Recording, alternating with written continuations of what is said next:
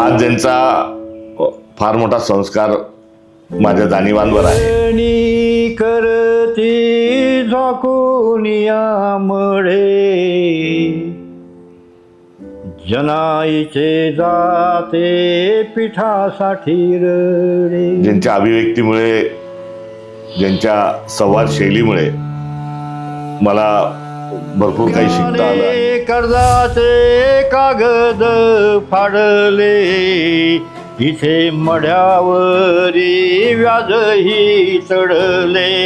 इथे मढ्यावरी व्याजही चढले. शेतकऱ्याच्या व्यथा, बहुजनांच्या व्यथा या सातत्याने आपण मांडत आहोत. ज्ञानदेवा भूमीचे माधव इथे करपते कुंभाचे आर्जव. इथे करपते कुंभाचे आर्जव. अद्वितीय बोलीभाषेत नवे नवे तर संपूर्ण वाङ्मयामध्ये ज्यांचं योगदान आहे अशा डॉक्टर प्राध्यापक विठ्ठल वाघ सरांशी आज चर्चा करण्याचा योग आलाय. हे व्यासपीठ राजकारणाचे नाही, हे व्यासपीठ मराठी माणसाच्या इच्छा आकांक्षाचे, सुखदुःखांचे, संवाद विवादाचे. हे व्यासपीठ सर्वोदयाचे आहे.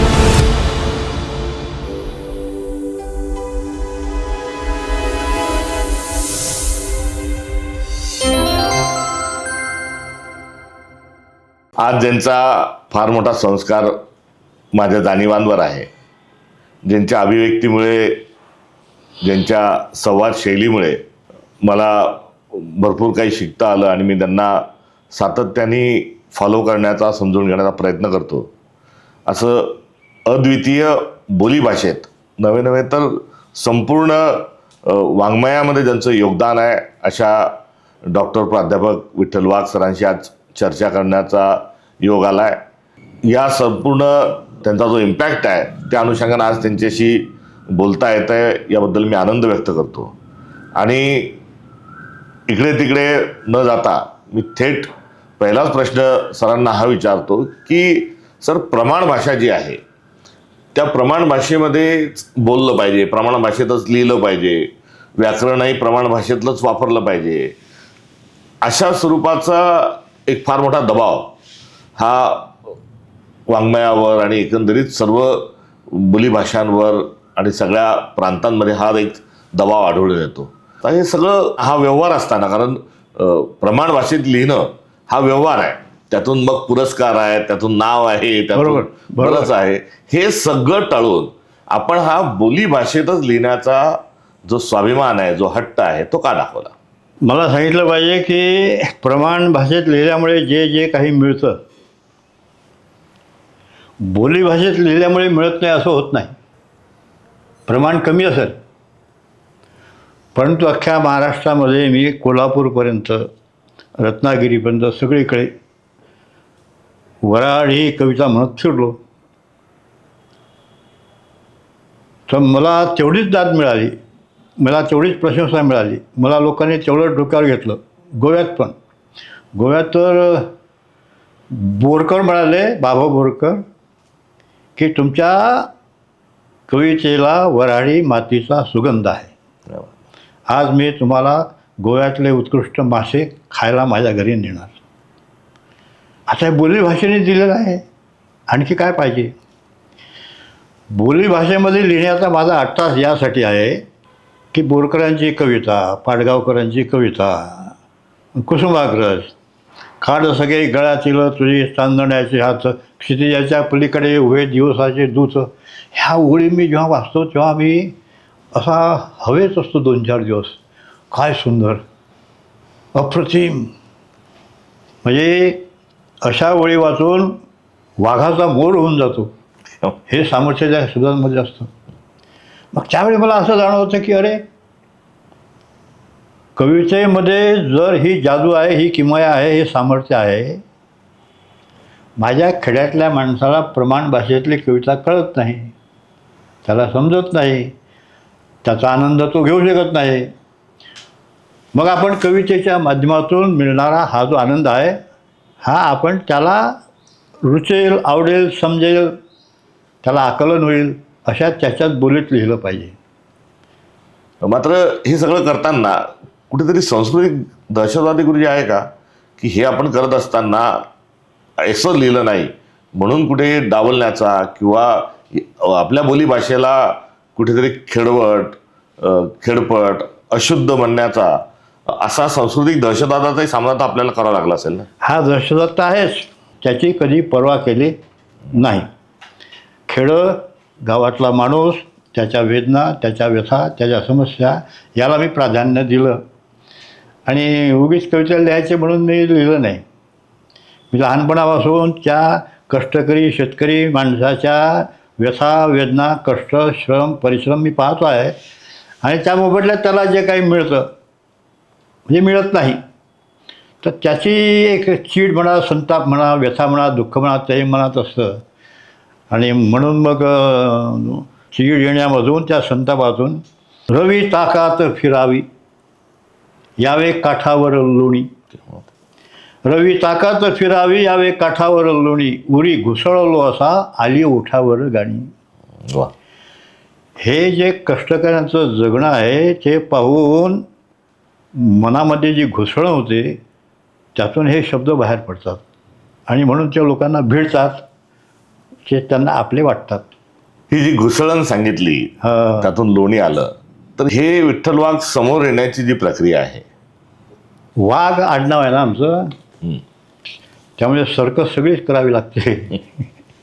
कॉलेज सांभाळावं लागतं, घर सांभाळावं लागतं, कविता सांभाळावी लागते, कार्यक्रम करावे लागतात, संमेलन शोधावे लागतात. शरद पवारची दिंडी निघाली तर दिंडीत जावं लागतं. तर तुम्हाला जीवनात जर काही करायचं असेल तर तुम्हाला आराम करून चालत नाही, तुम्हाला आळशी होऊन चालत नाही, तुम्हाला सतत व्यस्त ठेवलं पाहिजे, तुम्ही काहीतरी करत राहिलं पाहिजे. दिसामाजी काहीतरी लिहावे, रामदास म्हणतात की नाही, तसं दिसामाजी काहीतरी करीत राहावे. तर त्यामुळे मी अखंड महाराष्ट्रामध्ये काव्यगान करत राहिलो. शरद पवारच्या दिंडीत मी होतो, नागपूरला जेलमध्ये होतो मी.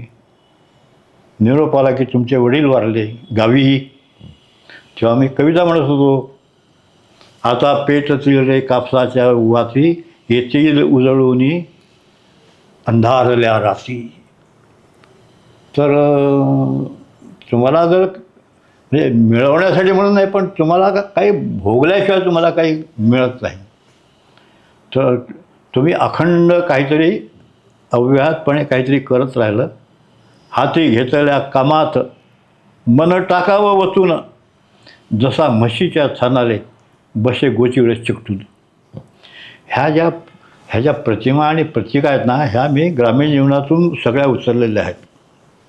आजच्या कवितेमध्ये यांचा अभाव आहे, त्यामुळे त्या कविता नीरस अशा प्रभाव करत नाहीत. त्या माझी अशी धारणा आहे की तुम्हाला इतरांपेक्षा जर वेगळं व्हायचं असेल, लिहायचं असेल, तर तुम्ही तुमच्या परिसरातली बोली, त्या परिसरातल्या प्रतिमा हे आम्हाला कोणी शिकवलं?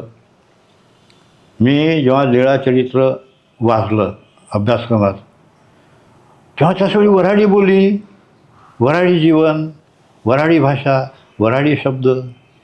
मी जेव्हा बायकांची गाणी ऐकतो, कोणाचं घरदार, कोणाच्या गाई म्हशी, मरणाच्या दिवशी आत्मा चालला उपाशी, हो भोलेनाथा. केवढं मोठं तत्त्वज्ञान आहे. माणूस हे ते अमुक ढमुक मिळवायला मरमर करतो, लोकांच्या माना मोडतो, खिसे कापतो, काय फसवतो, काय करत नाही. ही म्हातारी सांगते, कोणाचं घरदार, कोणाच्या गाई म्हशी, एवढं सगळं मिळवलं, मरणाच्या दिवशी आत्मा चालायला पाहिजे, तुझ्यासोबत काही येणार नाही. म्हणून तू राक्षसासारखा जगू नको, माणसासारखा जग. ही जी बोली आहे, या बोलीतल्या या अडाणी, अशिक्षित, सुशिक्षित म्हणवल्या जाणाऱ्या ज्या स्त्रिया आहेत, त्या जे शिकवतात ना, जगणं शिकवतात. आता ज्या लयीत कविता म्हणता, ही लय देखील आपली एक अभिव्यक्ती, आपण दिलेली ही मराठी बोलीभाषेला ही देणगी आहे. त्या शब्दकळा आणि ही लय या दोन्हीचा सांगड घालून ही शैली निर्माण झाली. ही लय आपण कुठून आणली? याचा काय मी कुठे काही अभ्यास नाही केला. माझ्या घराच्या मागे हिंगणीला गावाला एक विधवाबाई राहत होती, पंचफुलाबाई. आपल्या गावात काही चक्की बी काही नाही. ती जाच्यावर दळायची आणि बायका दळताना मुक्या दळत नाहीत, त्या ओव्या गात असतात, ओव्या म्हणत असतात. तर ती अखंड दळायची आणि अखंड ओव्या म्हणायची, त्या मी ऐकत राहायचा. ती जी लय आहे ती माझ्या कानातून मनात जाऊन बसली, रुजली. मग लग्नाचं गाणं आहे किंवा मुलांना नाव ठेवतात, नामकरण आहे.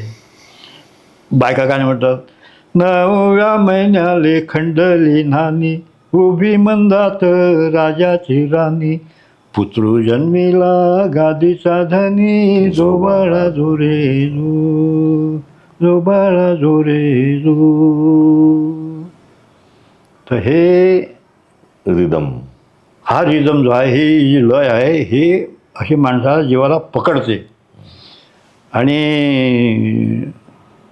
मग आपण ते गुणगुणू लागतो आणि गुणगुणता त्यातून असे शब्दही सुचतात. नुसतं यमक जुळणं म्हणजे कविता नाही. यमक जुळणे म्हणजे कविता नाही. आता एकदा मी काय केलं, एक कडवं असं आहे की, आभाळांतरातले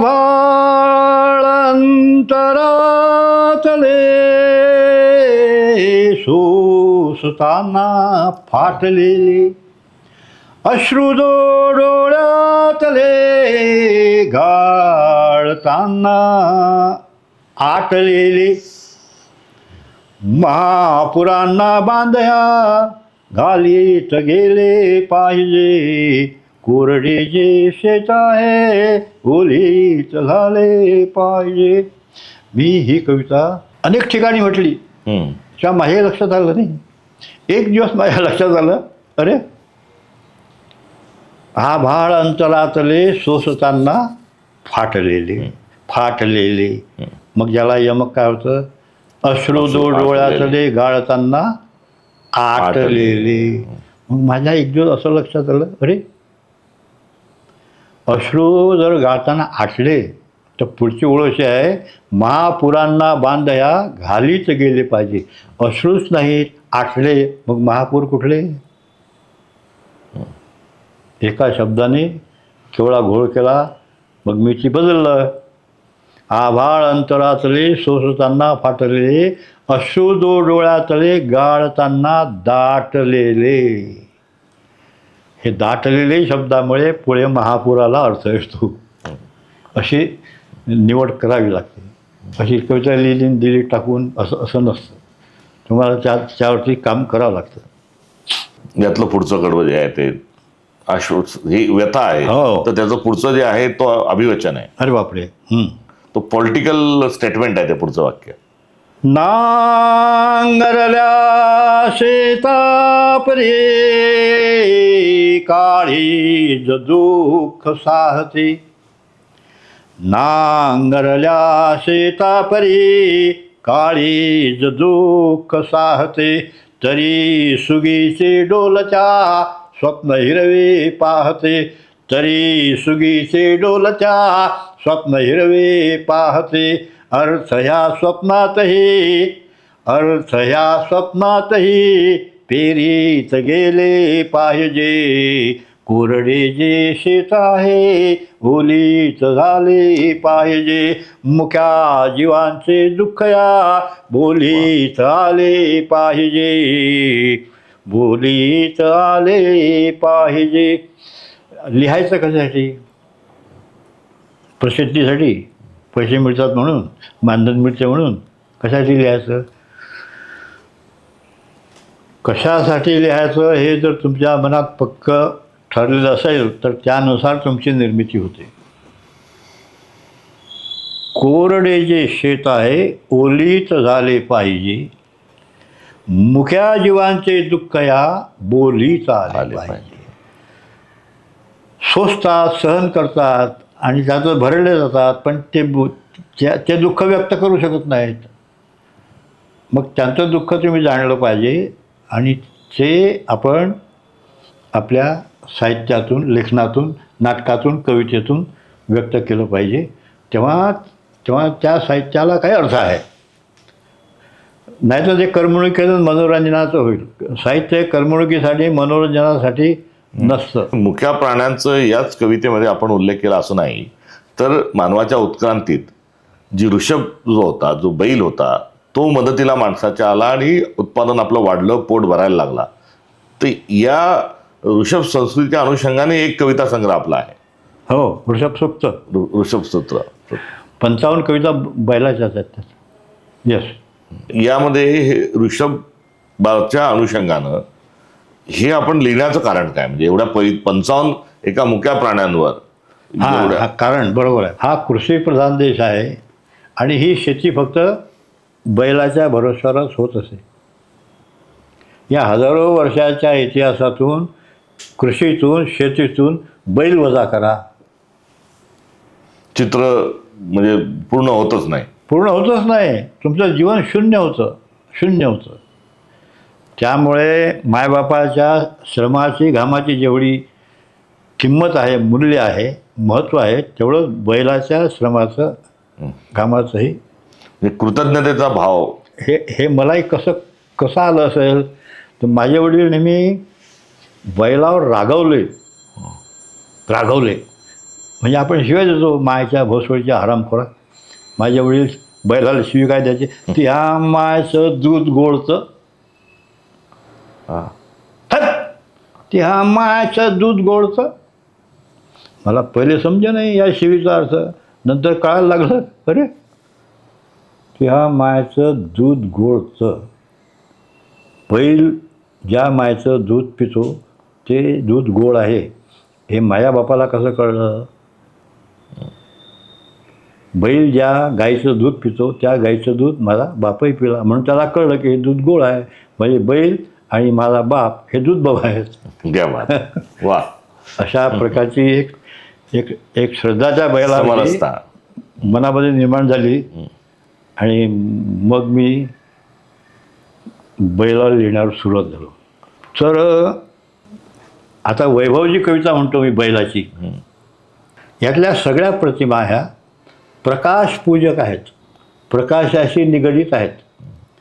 शेतकऱ्याच्या घरातला जो दारिद्र्याचा, दैन्याचा, दुःखाचा काळोख असतो तो दूर करणारा, प्रकाश देणारा म्हणजे बैल. म्हणून ही एक गंमत असते. चारही कडव्यामध्ये प्रकाश प्रतिमा आहेत. बैल उगवता सूर्य, बैल उगवता सूर्य, देतेज पिकांच्या हाती. शिवारातल्या वाटा घरास उजळून जाती. शिवारातल्या वाटा घरास उजळून जाती. बैलातील चैतन्याशी तिफन जोडते नाते. बैलातील चैतन्याशी तिफन जोडते नाते. उजेड दाण्या मदला दे भाकरीतुनी जाते. उजेड दाण्या मदला भाकरीतुनी जाते. देवघरातील समया सौभाग्यशालिनी होती. कीर्तन दीपोत्सवाचे अभंग ज्योतीच्या ओठी. दारिद्र्य तमाचे तेव्हा तोंडास फासते काळे.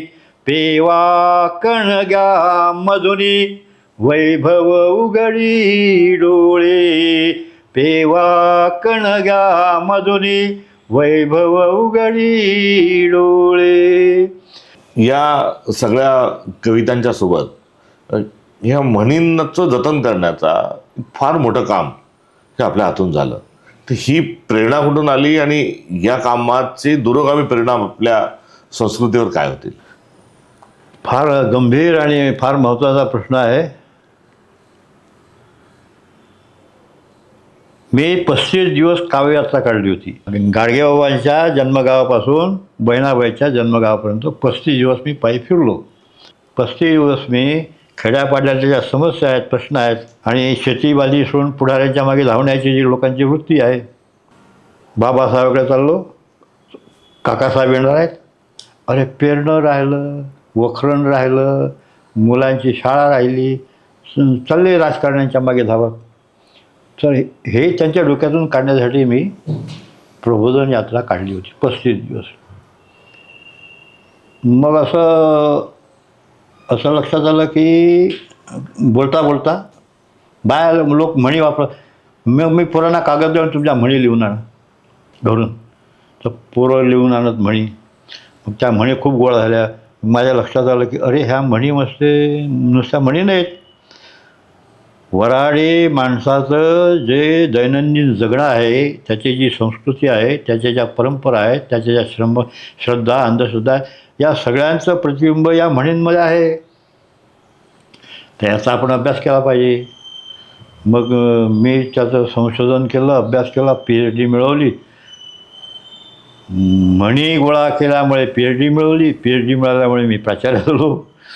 असं एकातून एक हे निसवत गेलं, कणीस फुलत गेलं.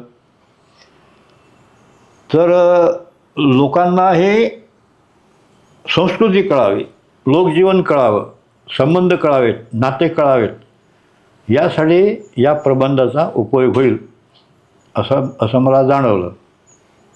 PhD मिळाल्याच्या कितीतरी वर्षानंतर देखील याचं संकलन आपलं सुरूच होतं. त्यामुळे हा योगदान म्हटलं पाहिजे. हा काही PhD पुरता विषय म्हणून त्याला चुकीचं ठरेल. नाही, काय शासनाची एक योजना होती की विद्यापीठाच्या परिसरातील शब्द, म्हणी आणि वाक्प्रचार हे संकलित करावे. तर अमरावती विद्यापीठाचं काम माझ्याकडे आलं. तर मी तुम्हाला सांगतो, महाराष्ट्रातल्या एकाही विद्यापीठाने एवढं काम केलं नाही, एकटं मी केलं. कारण मी हे 40-50 वर्षापासून हेच करत होतो. त्यामध्ये 22,000 शब्द आहेत, 14,000 वाक्प्रचार आहेत आणि 9,000 म्हणी आहेत. 9,000 म्हणी आहेत. आता ह्या ज्या म्हणी आहेत ह्या जीवनाच्या गमती सांगतात, प्रसंगही सांगतात, उपदेशही करतात, मार्ग दाखवतात, जीवनदर्शनही करतात, सगळंच करतात. आता आजकाल हे सगळं लोप पावत चाललेलं आहे. तुम्हाला सांगू, शिक्षणाचा जसा प्रसार होत आहे आणि होत जाईल, प्रमाण भाषासुद्धा लोप पावत आहे.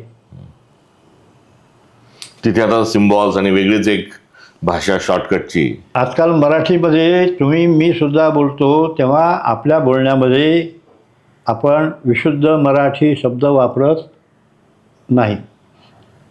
आपली मराठीसुद्धा भेसळीची मराठी झाली आहे, भोसळीची. तर लोक म्हणतात की मराठीला मरण नाही वगैरे. बोलींचं काय होणार? अरे बोलींचं काय होणार, मराठीचं काय होणार हा जिथे प्रश्न आहे, तिथे बोलींचं काय होणार हा प्रश्नच नाही. लोकगीतं, लोकगाणी, म्हणी हे तुम्हाला काहीच ऐकायला मिळणार नाही. एक आपलं खळं गेलं तर 54 शब्द गेलेत. अरे बापरे, एक खळं, एक टिफन, एक बैलबंडी, किती, त्यासोबत अनेक शब्द गेलेत. सगळंच गेलं ऑल. आणि आम्ही असं म्हणत होतो हे संकलन करताना, हे 22,000 शब्द जर मराठी कोशात आले तर मराठी केवढी समृद्ध होईल. आता मराठीतले शब्द चालले आहेत, एक शब्द रोज गळतोय. हो. आता हे टिकवणं फार अवघड आहे. म्हणजे मोठं संकटच आलंय. तर हे वाचवण्यासाठी किमान काय प्रयत्न झाले पाहिजे? ते वांदोटे ठरतील ना प्रयत्न, मातीत जातील तुमचे प्रयत्न. जाऊ द्यायचं नाही असं आपण जर ठरवलं आणि काही मूलभूत आपण गोष्टी करायचं समाज म्हणून, सरकार म्हणून आपण निर्णय घेतले तर काय असू शकतात ते? यातली मुख्य अडचण आहे साहेब, मायबाप खेड्यापाड्यातलं सुद्धा मायबाप पोरांना शिकवतात कशासाठी? पोटापाण्याला लागलं पाहिजे, पोटापाण्याला लागलं पाहिजे, नोकरी लागली पाहिजे. पोटापाण्याची नाळ जी आहे ही, भाकरीची नाळ जी आहे ही या नोकरीशी जोडलेली आहे आणि नोकरी ही इंग्रजी भाषेशी जोडलेली आहे. हे असं एक दुष्ट चक्र झालेलं आहे. हे भेदणं फार कठीण आहे. मूलभूत गोष्टींवरच देश म्हणून, महाराष्ट्र म्हणून, समाज म्हणून, सरकार म्हणून काम करायला हवं. कविता, म्हणी, बोलीभाषा, दुःख, व्यथा हे सर्व आपण सांगितलंच. मात्र यासोबत कादंबऱ्या आणि काही आत्मचरित्र पुस्तके आपण लिहिली आहे. त्यात हे डेबू जे आहे, त्या डेबूतलं जी लय आहे, डेबूतलं वा. जो आध्यात्मिक जो धागा आपण पकडला आहे आणि गाडगे महाराज ज्या फॉर्ममध्ये आणि ज्या पद्धतीने आपण मांडले ते कुठे आढळून येत नाही. तर हा डेबू लिहेपर्यंत आपली मनस्थिती काय होती आणि लिखाण कसं साकार झालं? मी देवकीनंदन गोपाला पटकथा संवाद लिहिले. तो चित्रपट प्रकाशित झाला, प्रदर्शित झाला. तरी माझ्या मनात एक खंत होती की चित्रपटामध्ये आपण गाडगेबाबांचं लहानपण आपण नाही आणू शकलो नाही. चित्रपटाला काही मर्यादा असतात ना. मग म्हटलं बालपण दाखवणं महत्त्वाचं काय आहे? माणसाची जडणघडण ही बालपणापासूनच होते. त्याच्यावर जे संस्कार होतात तसा माणूस घडत जातो. असं एक डोक्यात आलं. ही गोष्ट खरीच आहे, कुणालाही लागू पडते. नंतर याच्या विरुद्ध दुसरा विचार आला की आपण असं म्हणतो की ज्या वातावरणात, ज्या संस्कृतीत माणूस वावरतो त्याचे संस्कार त्याच्यावर होतात आणि तो तसाच घडतो. याचं तर उलट आहे. याने आयुष्यभर जे तत्त्वज्ञान सांगितलेलं आहे मानवतावादी, आणि त्याच्या अगदी उलट याचा परिसर आहे, घर आहे, कुटुंब आहे, जात आहे, समाज आहे, मायबाप आहेत.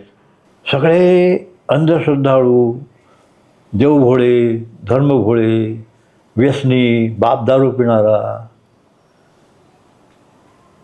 आणि या वातावरणात हा घडलेला माणूस पुढे याच्या अगदी विरुद्ध वागतो, सांगतो लोकांनाही.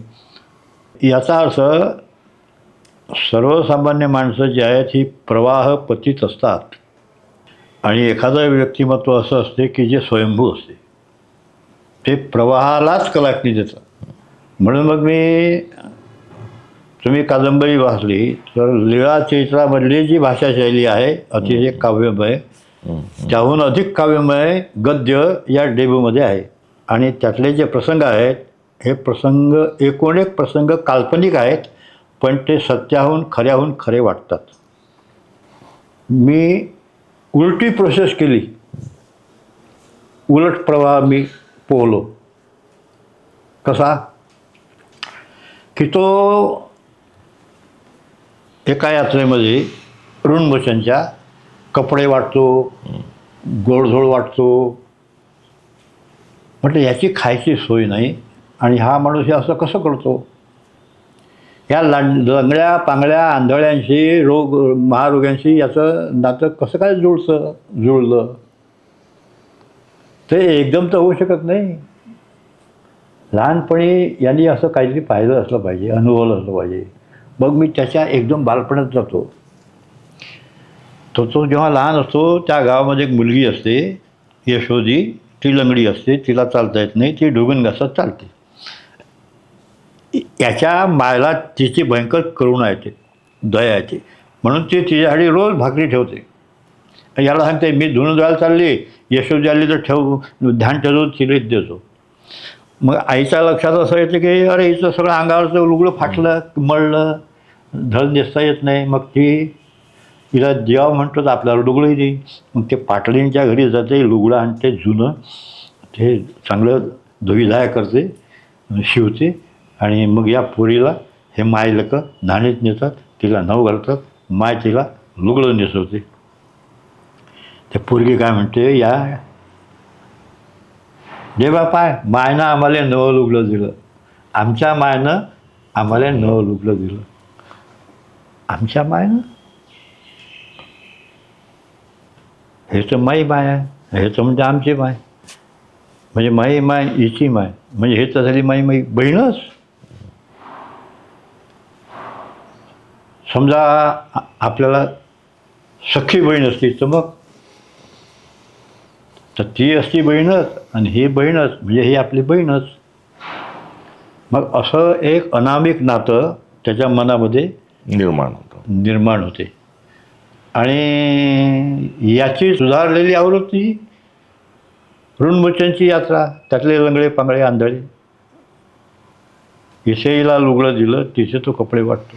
देबू ही कादंबरी जिथे संपते तिथून गाडगे महाराजांच्या जीवनावरची दुसरी कादंबरी आपली आहे. हो. तर पहिली कादंबरी जेवढी लोकांच्या वाचण्यात आली तेवढी दुसरी का नाही आली? आता हे प्रकाशकावर अवलंबून असतं. पण ह्या दोन्ही कादंबऱ्या लगतच्या आहे, सर्वांनी ह्या वाचणं आवश्यक आहे. आवश्यक आहे.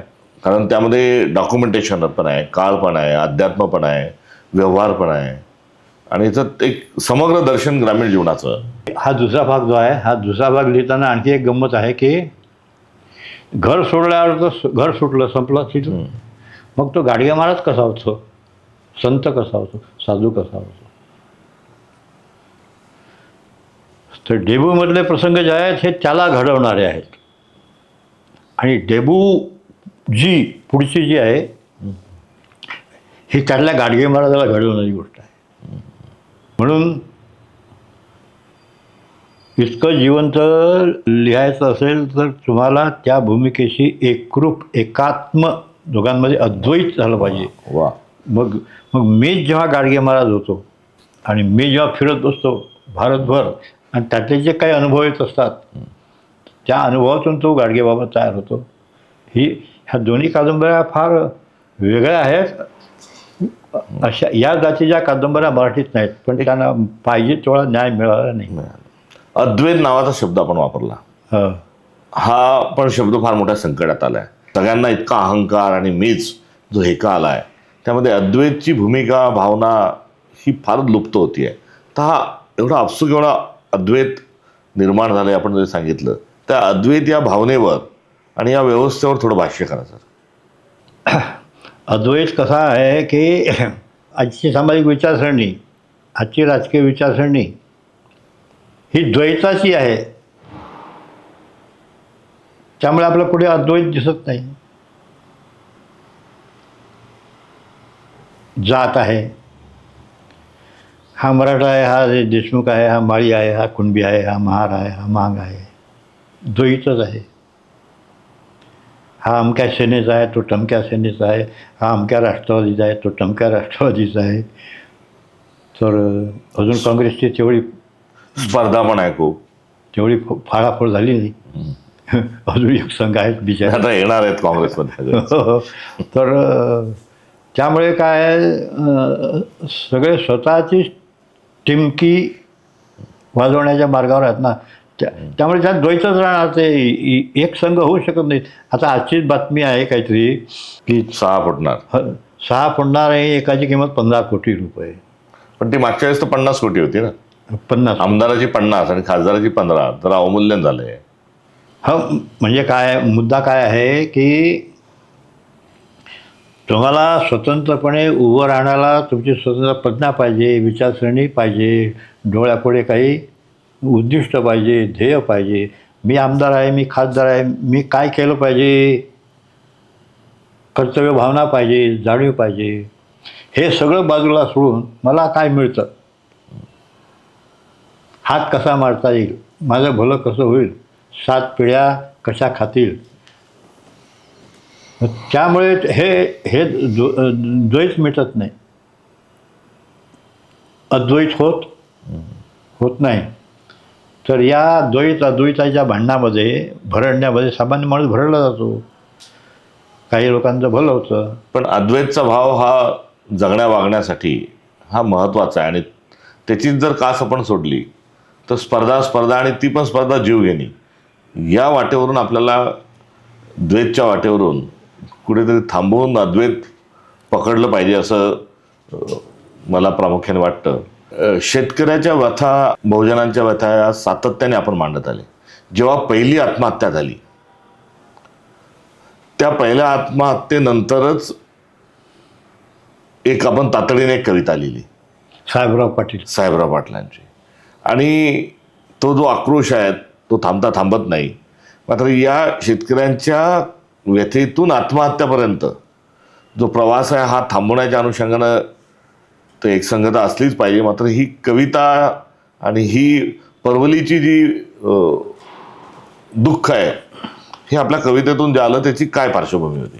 ज्या लोकांनी समीक्षा करावी तो समीक्षा करणारा टिप्पणी करणारा वर्ग पण शेतकऱ्यांपासून दूर आहे. त्यामुळे या कवितेचं महत्त्व काही लोकांना फार काही जाणवलं नाही. साहेबराव पाटलांनी जी आत्महत्या केली त्याने जी काही शेतकरी जीवनातली दुःख मांडली त्यामुळे त्यांनी आत्महत्या केली. तर मला ते झोंबलं, जाणवलं, हेलावलो मी. त्याहीपेक्षा आणखी एका वेगळ्या गोष्टीने मी जास्त व्यथित झालो. तो असा की आता कापसाच्या अनेक चळवळी झाल्या, लहान मोठ्या अकोल्यात झाल्या, अमरावतीत झाल्या, शेतकरी दिंडी झाली. आम्ही प्राध्यापक मंडळी कॅन्टीनमध्ये चहा पितो, पानटपरीवर येऊन उभे राहतो आणि दुरून नुसते सिगरेटी फुकत पाहतो. चालले रिकामचोट. सुशिक्षित त्याच घरातून आलेला हा तरुण जर त्याचा आणि याचा काहीच संबंध नाही. त्या घरातून आलेल्या पिढीची अलिप्तता आहे हे मला जास्त झोंबते. तर शेतकरी या कवितेत आहे तसाच हा तरुण जो आहे ही याची जी अलिप्तता आहे त्याच्यावरही माझा विशेष जोर आहे. साहेबराव पाटील 19 मार्च 86. असं काहून होत असेन साहेबराव, असं काहून होत असेन, काहून माहे हात मलेच वाघाच्या पंजावानी दिसत असतील, तुया रक्तात न्हाल्यावानी मायाच अंगावर येत असतील. खरं म्हणजे साहेबराव तुया आत्महत्या केलीच नाही, आम्हीच तुवा खून केला. तुवा आणि तुया बायको पोरायचाही. तू गेल्याची बातमी आली त्या वक्ती मी बिअरवर ताव मारत होतो, आडव्या हातानं बिर्याणी झोडत होतो. असाच तू कापसाच्या भावासाठी वारकऱ्यांच्या भक्तिभावानं दिंडीत चालला होता. त्या वक्ती मी महात्मा फुले चौकात पान ठेल्यावर 4 मिनारची झुरके घेत होतो, हवेत धूळ सोडत होतो, मनातल्या मनात तुही कीव करत होतो. शिकता सवरता तुझ्यापासून इतका दूर गेलो होतो साहेबराव, जसा मी तुझ्या गावाचाच नव्हतो. तसा तू आणि मी खरं म्हणजे एकाच गावचे, एकाच मातीचे, एकाच दांडा पेंडाचे. तुही इटी महादांडू, महादांडू तुहा चेंडू. पुढे पुढे दिवस असे पालटत गेले. आपण दोघं झालो 2 चाकोल्यातले 2 चाकं, एकमेकाला कधीच भेटू न शकणारे. मी अस्मान तू जमीन. तुहा लेका जळमताच जमिनीवर जसा जीवच जळला होता. चौथीतही तू इतर सारे विषय सोडून निबंध लिहेस. भारत एक कृषीप्रधान देश. कृषी तुया जिनगानीची एकमेव खुशी. वंदे मातरम. सुजलाम सुफलाम मलयज शीतलाम. तुया गयातून कसं भिजून निघे. पुढे तुया वावरातली ही राटली तुया बायकोच्या डोळ्यासारखीच खोल निर्जीव. त्याचंच पंपावरचं इलेक्ट्रिकचं कनेक्शनही तोडलं गेलं आणि मयातला दान कोळला ठण पडला. उदासवाना तुया उपासी लेकराच्या तोंडावानी भकासवाना. तुया जिंगानेशे संसाराशी समांतर तो दान कोळला ठण उदास. तुया पोलादी देहातला साने गुरुजीचा नाजूक साजूक आत्मा उघड्या डोळ्यानं पाहू शकला नाही. वावरातले सोके लगायचं पाऊस पाण्या वाचून, घरातले उपाशी लेकरं भाकरदाण्या वाचून, लंकेची पार्वती कर्जापायी घाण टाकेल मंगळसूत्रा वाचून.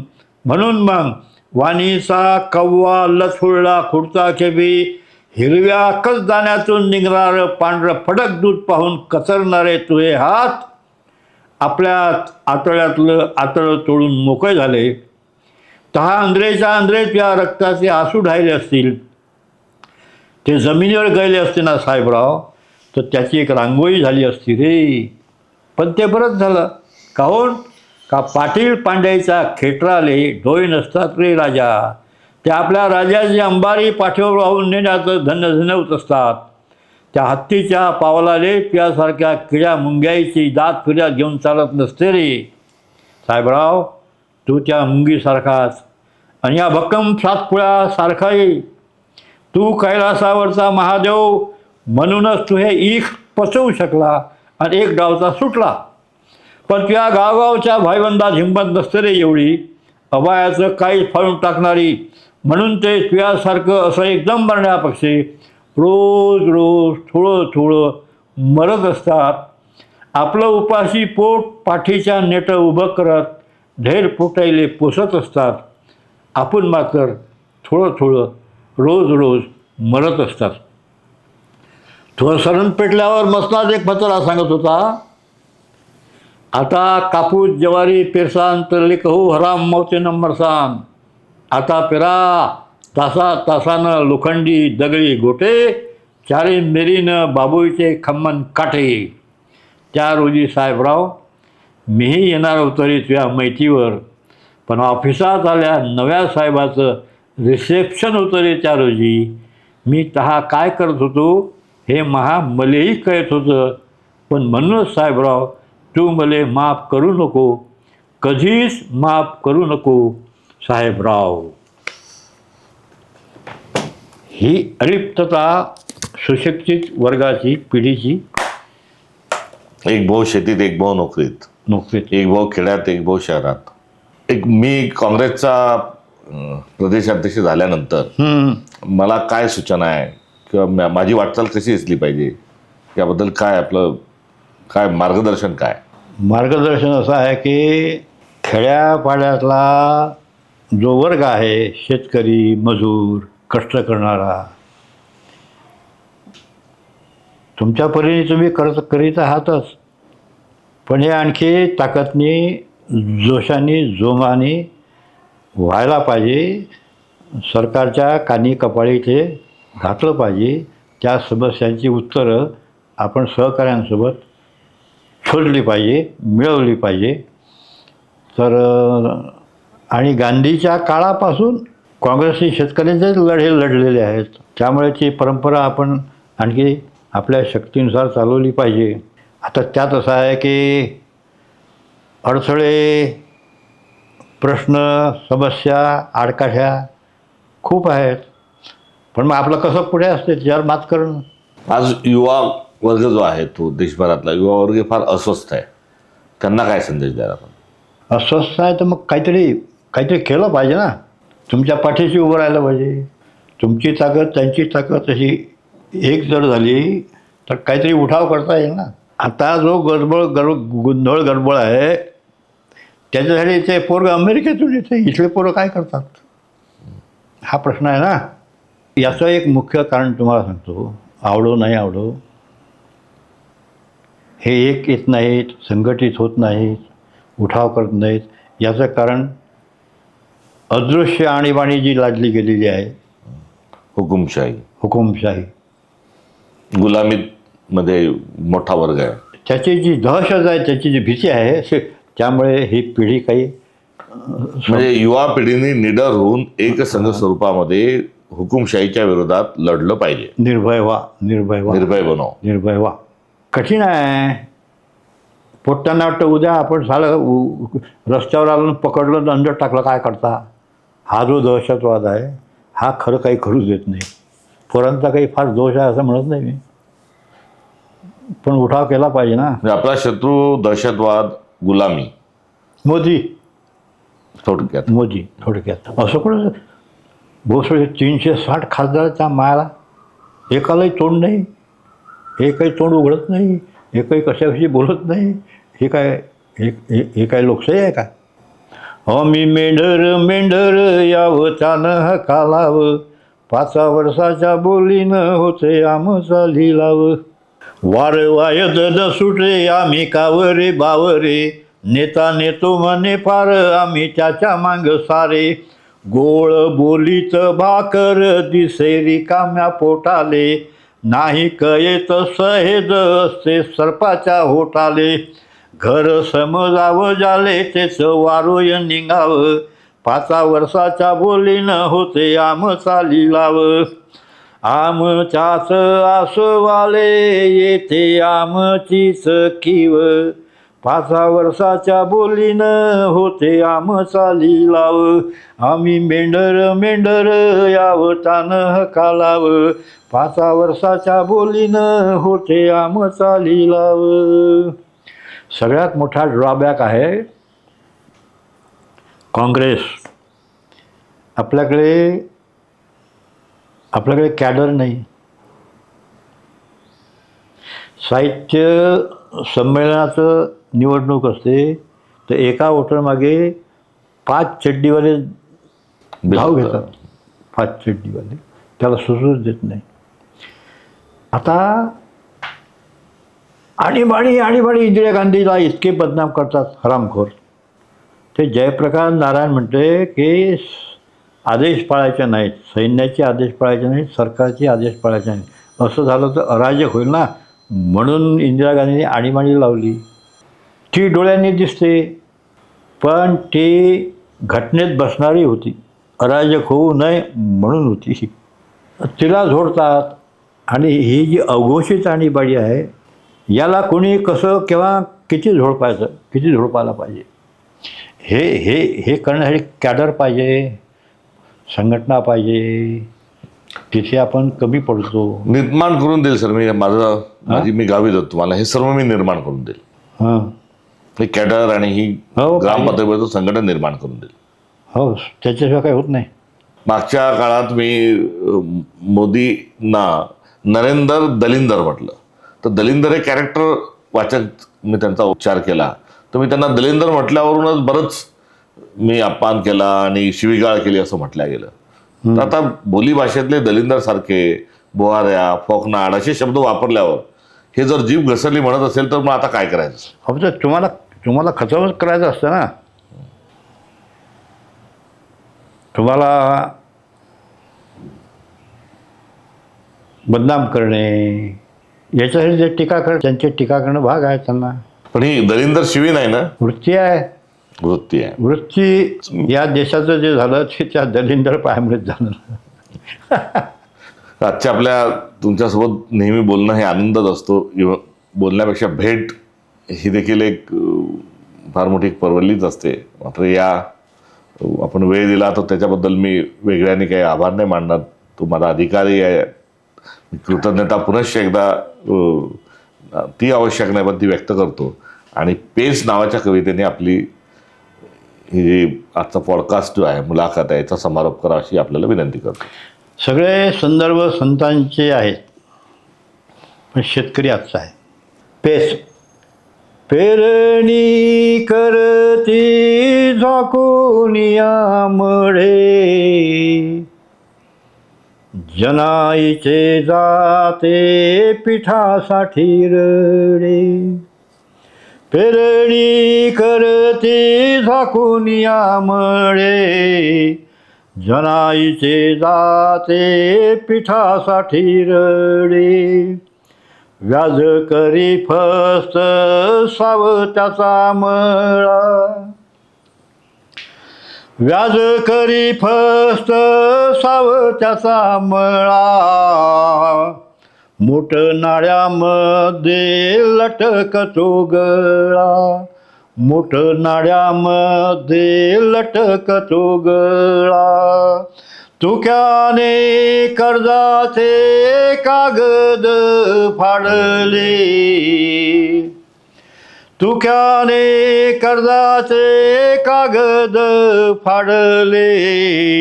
इथे मढ्यावरी व्याजही चढले, इथे मढ्यावरी व्याजही चढले. देहाच्या देऊत घाम इंद्रायणी, देहाच्या देऊत घाम इंद्रायणी.